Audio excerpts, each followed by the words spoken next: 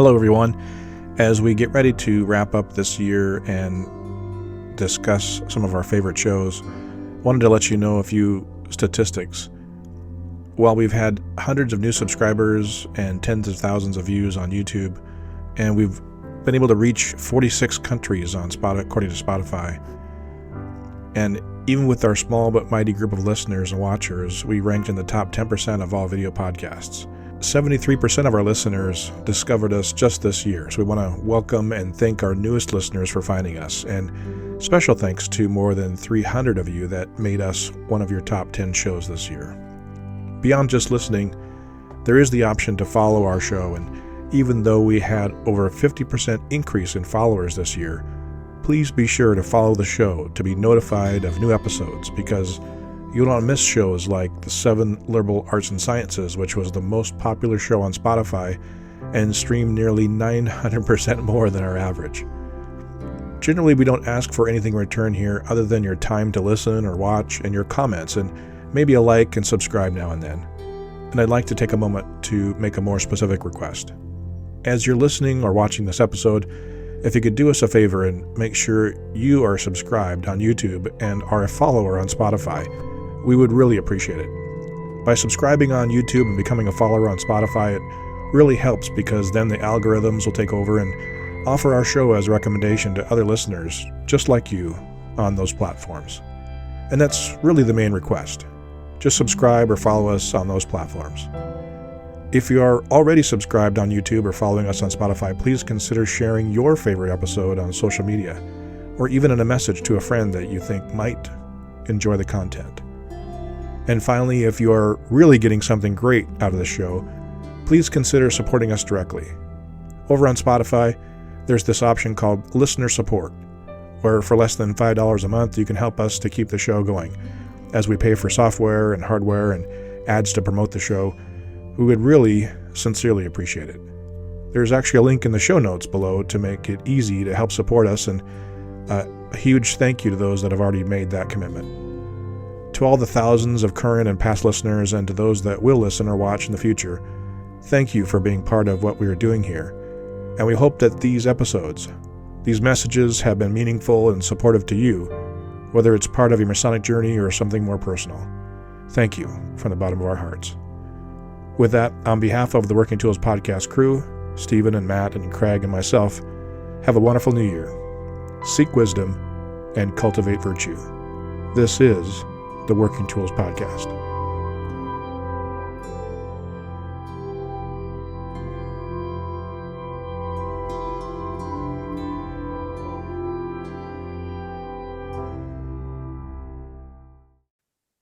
Welcome to the Working Tools podcast, where today we will be discussing our favorite episodes of 2024.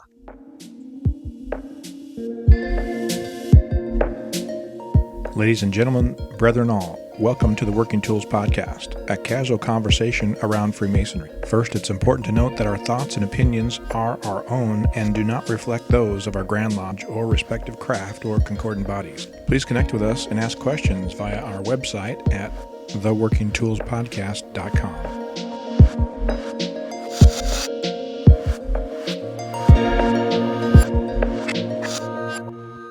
Today on the Working Tools podcast, we have our whole gang is back together. We have very worshipful brother David Colbeth, who's a member of King Solomon Lodge number 60 in Auburn, Washington.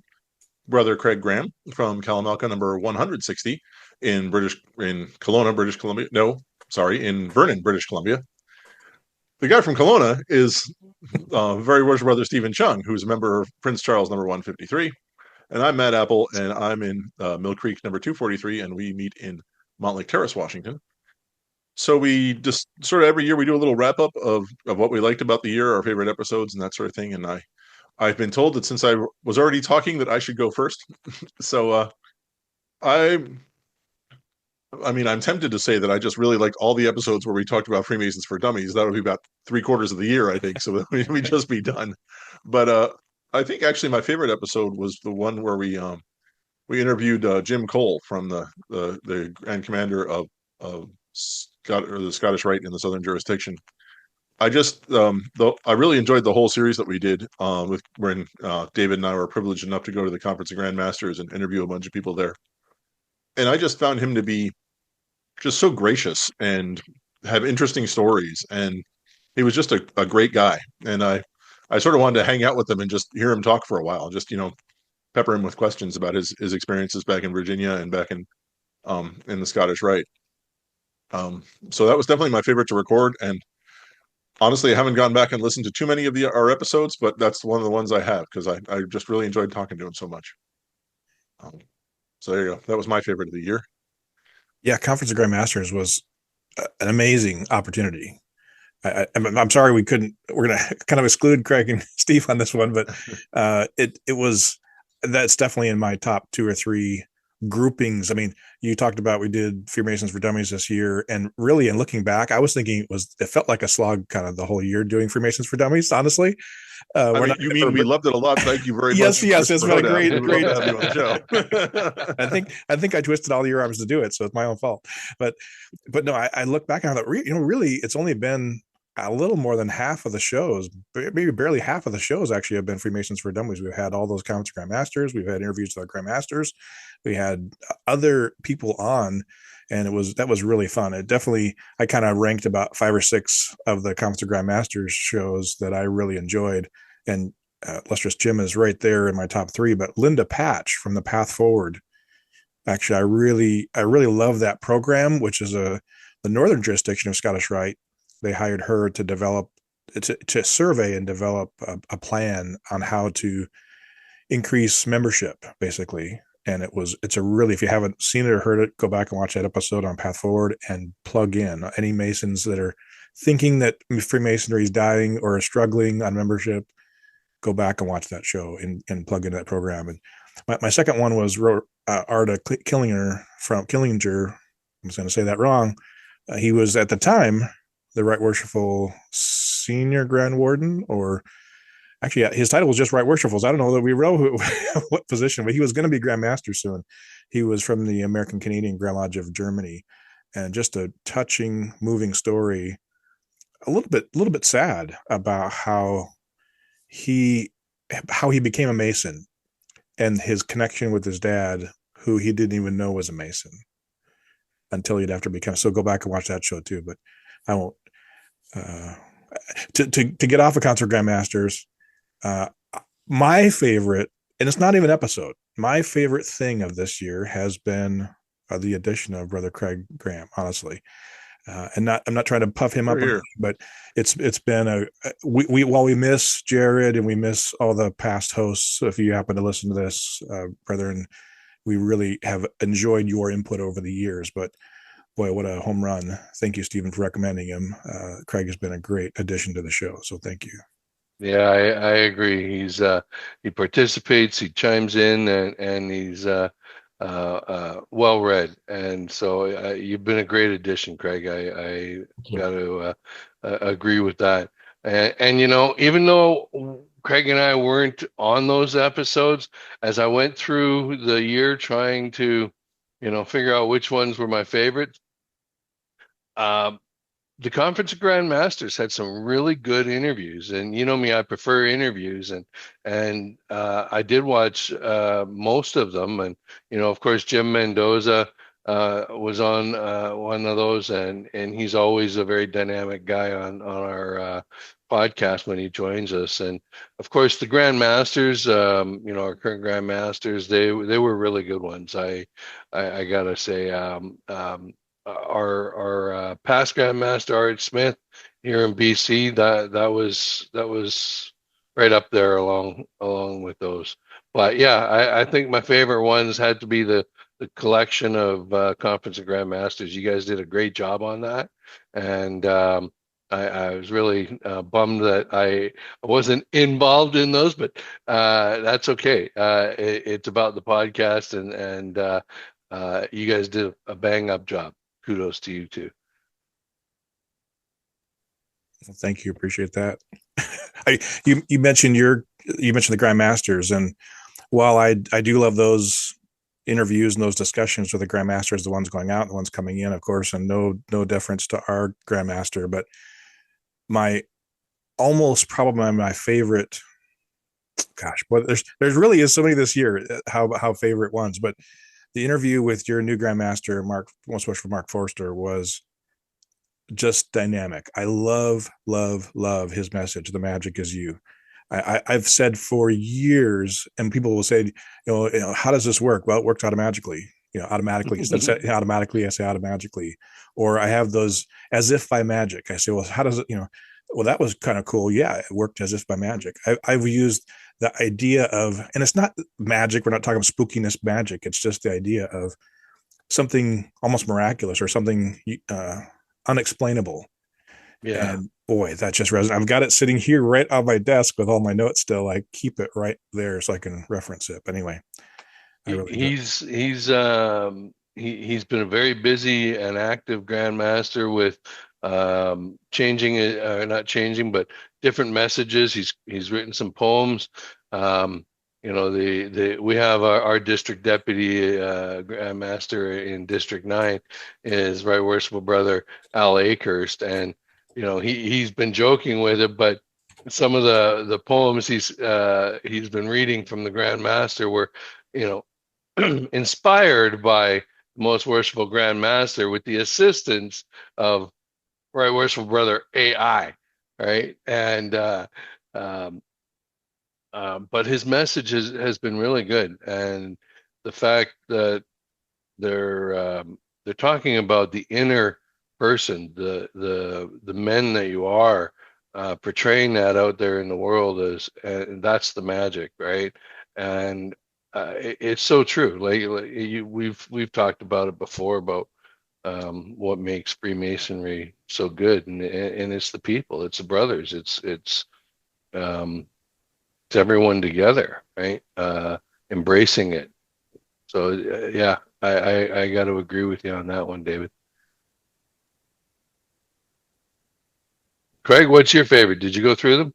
Well, I was just thinking about it because I'm the junior man on the podcast right now. So I came in just when you guys were off to the conference of Grandmasters, and then we were finishing up the episodes about Andrew Hammer's book, which I thoroughly enjoyed reading that book. I think I went through it in a day. And I think we did we finishing up we did some really good episodes on that. And I've enjoyed the interviews as well. I think that's something I'd like to see us focus more on if we can in the future. There's a lot of people that I think we could do some dynamic interviews with, just because there's so many different ways of looking at things, and I have a lot of optimism for the future when I see some of the people, especially the Grandmasters we've interviewed. I love how you guys over the years developed that idea that you interview a Grandmaster at the beginning of his tenure and then at the end, and you get to discuss things like experiences, lessons learned, what they hope they have left as a legacy, what suggestions they have for the people coming through the Grand Line behind them, and that's really it's been really kind of inspiring, and to listen to those. Go back and listen to some of those interviews again. And I've gone back and listened to some previous years as well. Your Washington State Grandmaster of a couple of years ago, I forget his name, big burly man, I think a veteran as well. Almost looked like he might have been a biker in a different life, but that was a great interview. Came across as just a really dynamic and interesting person. I think he was the one that spurred us. He commented about the. Oh my gosh, I'm missing.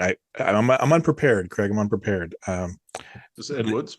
It was Ed, and he commented about this thing he had read, and then I thought, what was that? So I wrote it down, and I went back, and it was the once Carl Smith's.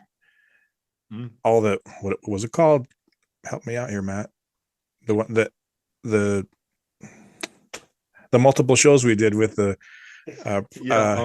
reading room. Whither Are We Traveling? Whither Are We Traveling? Thank you. Oh my gosh.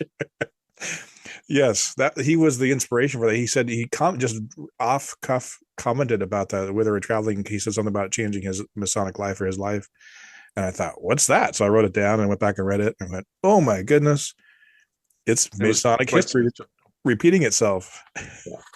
Was that Oh no, Charles Wood. No, it wasn't him. No, it was Ed Woods, I think. Ed Woods. Yeah. Big kind of beard Yeah. coming down. Yeah. But when you said biker, I was thinking it was either going to be Cameron Bailey or Ed Woods. And when you said biker, it's Ed Woods. No, those were excellent interviews that were done, and that's the kind of thing I think is also really important to, we as Freemasons we kind of exist in a bubble, and it's really nice to extend out and get in touch with as many people as we can. Yeah, speaking of that, I'm looking forward to the near future as a hint to those listeners and viewers that we're going to be interviewing some folks in the last couple of chapters of the Freemasons for Dummies. Is the plan? He talks about the Concord and independent organizations, and so the plan is to connect with those folks and some of the heads of those, not only locally but nationally and internationally or globally. So stay tuned for those. Yeah, those ought to prove very, very interesting interviews. I'm sure. I'm looking forward to that. I just curious. The Conference of Grand Masters is generally held so it's in North America, so it's generally in a U.S. or Canadian city every year, isn't it? I think so. I think it has been in Mexico once or twice, but I think it's generally in the U.S. I think it's like whatever, 2/3 U.S. Oh, don't do math live, right? And then 2/3 of the remaining 1/3 Canada, and then the rest Mexico. Is sort of my. Yeah, you carried the one there. That was good. So I think is the next one in Mexico? This year, the coming one in February is in Myrtle Beach. Okay. South Carolina. Okay, maybe I'm thinking of. I don't know. I'm thinking there's something that's happening in Mexico, but okay. Or maybe it's incoming. Maybe it's in a couple. The next, because it's every 2 years, isn't it? No, it's every year. Oh, the biennial? I'm thinking Scottish Rite. Sorry. Yeah, there's Scottish Rite, and there's a World Conference of Grand Masters, which that's not every year. It's every 2 years, or every 3 or 4 years, or something like that. That was in San Francisco a couple years ago, and I completely missed that. I think the most recent one was in Brazil. Maybe that's what I'm thinking. That is probably what I'm thinking. If one of those comes close at some point again, if depending on where we all are and what we're doing, we should consider some kind of a road trip and intersect with it. I know in some texting that was going on a while ago, there was the conversation about something called Masonicon, which I've heard of, but I don't know that that's ever reemerged since COVID. It has. There's actually a bunch of different Masonic cons around. There's an esoteric one that's it's been held in Vancouver, Seattle, and Portland, sort of this northwest area here. And there's one that's held every year in Massachusetts. I know there's a handful of them around. There's Texas Masonic Con, which is somewhere in Texas. But there must be a dozen of them at this point. Okay. It's almost like each jurisdiction sort of ish is kind of coming up with their own Masonic conference. Yeah, I know there's a Midwest Masonic. I will get the name wrong, but it's a Midwest Masonic Education Conference, which I think would be interesting to see. Have either of you been to one of the Masonic cons? I've been to the esotericism one that's happened in Seattle a couple of times.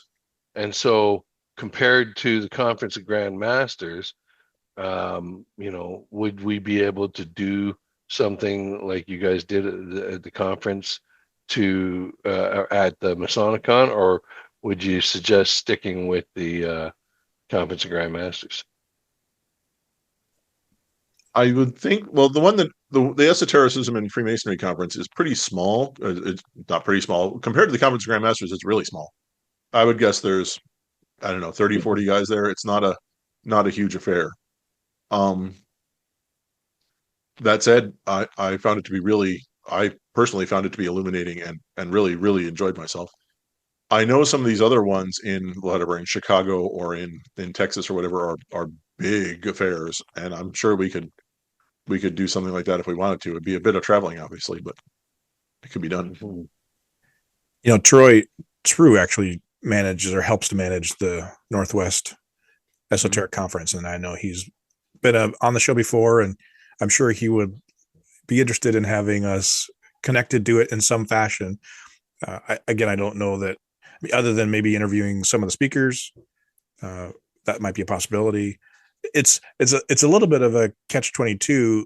While I loved and really enjoyed, once I got the audio figured out, the Conference of Grandmasters interviews, we completely missed the conference. At least, yeah, I think I was able to go into one session and listen to about half of it or something. So that was the downfall of doing that. While it was really great to connect with everybody, and now looking back on it, to have those memories and those recordings, I do miss being part of the actual conference. And so, and hearing what's going on and what's happening. And so that's a double-edged sword. Yeah, for sure. The that is the detriment, is when you get so involved in doing the interviews, how are you going to get in there? Unless we were to, all four of us be there where we can spare each other off, right? So you can make sure you can get in and listen to the presentations that you wanted to be, there for, right?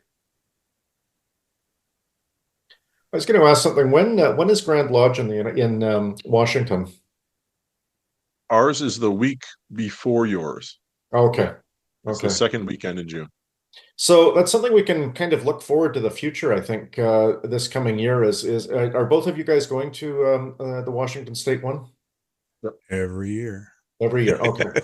Yeah. So, you guys should do a report from there for the show, and then Steve and I, and this will be the first time I've gone to Grand Lodge this year, because it's 35 minutes down the road from where I am right now in Kelowna. Steve and I should do some kind of a forensic analysis of that one as well. We can burn up a few episodes with that stuff, maybe coupled with an interview or two. Yeah, I'm actually hoping. It's still not certain, but I'm trying to get to Kelowna to see you guys this year too. Okay, we'll see how it happens.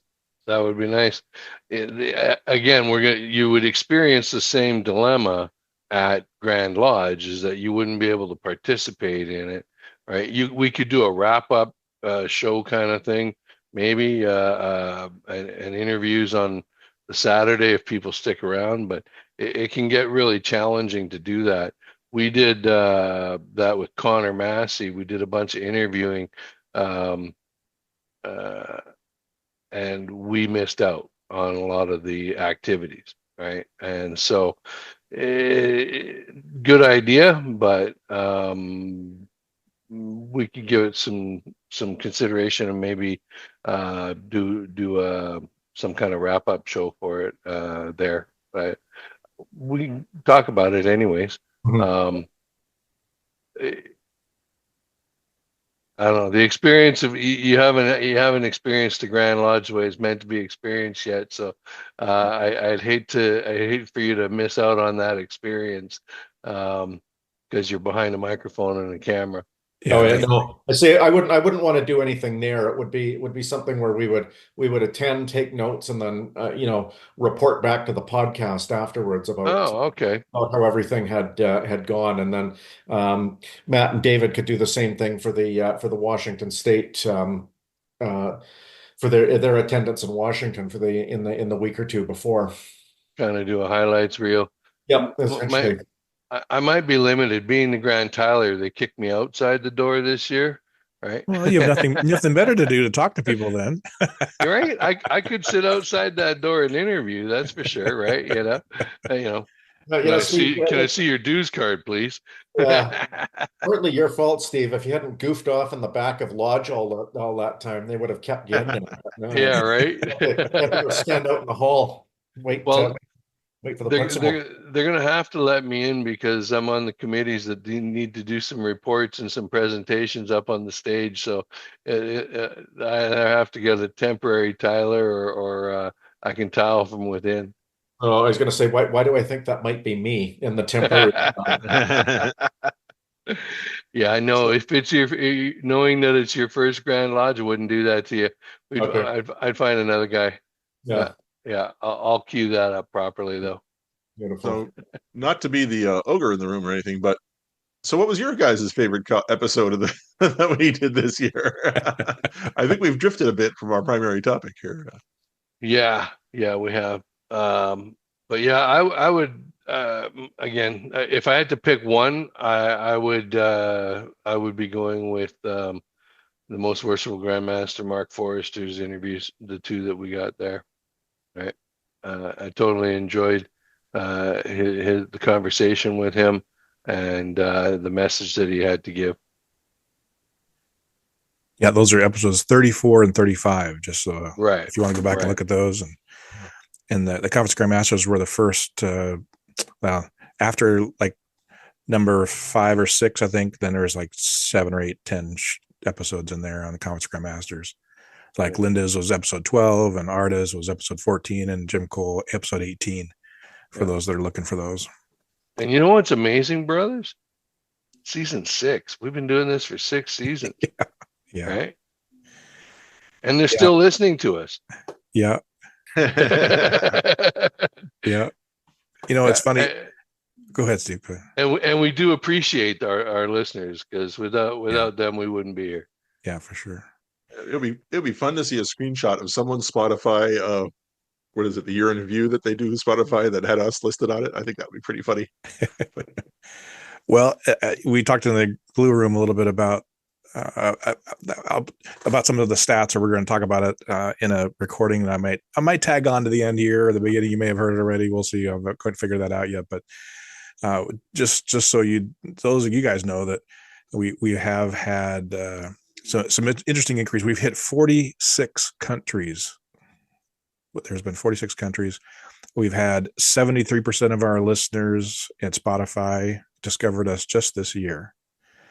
And we've actually ranked in the top 10% of all video podcasts on Spotify, not on YouTube, but on Spotify. There's obviously not very many video podcasts on Spotify.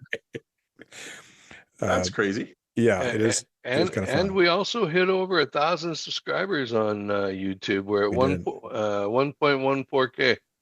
Right. So I was going to comment, maybe we can come back and talk about it, but some of our Freemasons for Dummies episodes that were my favorite, but as a teaser, this was really before, actually Craig joined us as we were wrapping up the other episodes we had. Gosh, my mind is just not working tonight on the Andrew Hammer. Thank you. Yes, Andrew's book, and that led us into the next. We're going to cover the 7 liberal arts and sciences, and for me, honestly, it was a little bit of a struggle. I just wasn't wrapping my mind around those 7 liberal arts and sciences. But wouldn't you know, that was the most popular show on Spotify. And it was streamed 900% more than our average show on Spotify. Wow. 7 liberal arts and sciences. Wow. Yeah. Who'd have thunk, eh? Right. I wonder if like some people who are looking for a political podcast search liberal and or looking for some super deep meaning about the 7 liberal arts and sciences got us more wacky guys on there talking. Yeah. All right. So with that, I think we'll query David next episode as to what his favorite part of the Freemasons for Dummies books was, which he teased a second ago. But yeah, we'd love to hear from you. I am serious. If someone has actually, if we are actually in someone's top list of their Spotify listens for the year, a screenshot of that would just be cool. So send it to us and yeah. Anyway, so that would be cool. But with that, thank you all for listening over the course of the last year. We hope that you enjoyed some of these episodes as much as we did. And we'll be back with another episode talking about our episodes. We'll get very meta there. But with that, it is on behalf of David and Stephen and Craig and myself, I really wanted to thank you all for listening, and we'll talk to you next time on the Working Tools Podcast.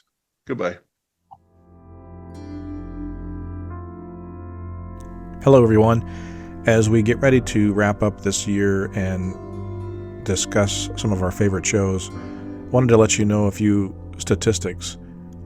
While we've had hundreds of new subscribers and tens of thousands of views on YouTube, and we've been able to reach 46 countries on according to Spotify, and even with our small but mighty group of listeners and watchers, we ranked in the top 10% of all video podcasts. 73% of our listeners discovered us just this year, so we want to welcome and thank our newest listeners for finding us, and special thanks to more than 300 of you that made us one of your top 10 shows this year. Beyond just listening, there is the option to follow our show, and even though we had over a 50% increase in followers this year, please be sure to follow the show to be notified of new episodes, because you don't want to miss shows like the 7 Liberal Arts and Sciences, which was the most popular show on Spotify and streamed nearly 900% more than our average. Generally, we don't ask for anything in return here other than your time to listen or watch and your comments, and maybe a like and subscribe now and then. And I'd like to take a moment to make a more specific request. As you're listening or watching this episode, if you could do us a favor and make sure you are subscribed on YouTube and are a follower on Spotify, we would really appreciate it. By subscribing on YouTube and becoming a follower on Spotify, it really helps, because then the algorithms will take over and offer our show as a recommendation to other listeners just like you on those platforms. And that's really the main request. Just subscribe or follow us on those platforms. If you are already subscribed on YouTube or following us on Spotify, please consider sharing your favorite episode on social media, or even in a message to a friend that you think might enjoy the content. And finally, if you are really getting something great out of the show, please consider supporting us directly. Over on Spotify, there's this option called Listener Support, where for less than $5 a month, you can help us to keep the show going. As we pay for software and hardware and ads to promote the show, we would really sincerely appreciate it. There's actually a link in the show notes below to make it easy to help support us, and a huge thank you to those that have already made that commitment. To all the thousands of current and past listeners, and to those that will listen or watch in the future, thank you for being part of what we are doing here. And we hope that these episodes, these messages, have been meaningful and supportive to you, whether it's part of your Masonic journey or something more personal. Thank you from the bottom of our hearts. With that, on behalf of the Working Tools podcast crew, Stephen and Matt and Craig and myself, have a wonderful new year. Seek wisdom and cultivate virtue. This is the Working Tools podcast.